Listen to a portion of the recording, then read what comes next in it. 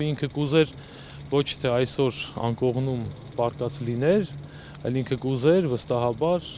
դուրսը լիներ, աղոթքի կանգնած լիներ եւ ինչպես արդեն ասացի, մեզ իր օրհնությունը բաշխեր, մեզ եւ իր զավակներին։ Սրբազանը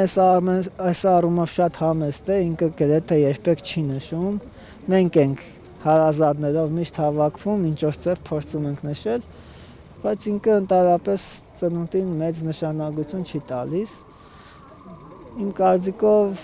դա եւս մի անգամ վկայում է իր անձի, իր անհատականության բարձր լինելու մասին, որ ինքն իր հետ կապված բաները ընդհանրապես չի կարևորում։ Մի քիչ դժվարություններ եղան, բայց նաեւ ձեր օգնությամբ այդ դժվարությունները հաղթահարվեցին եւ խնամելու թույլտվությունը ստացվեց։ Հիմա եղբայրս սրբազանի մոտ է։ Ինչ է փոխանցում։ Ինչպես է վիրահատությունը։ Լավ է, վիրահատությունը շատ լավ է անցել, բժիշկներն ասացին, որ շատ հաջող անցել է։ Ինքը իրեն լավ է զգում, որևէ խնդիր չկա։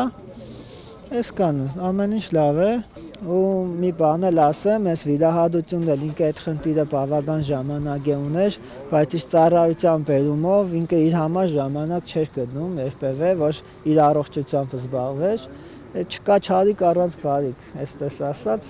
այս ձևով եղավ, ցավոք սրտի, բայց ինչ որ բարիք էլ եղավ, որ ինքը իր առողջությամբ զբաղվելու ժամանակ ունեցավ։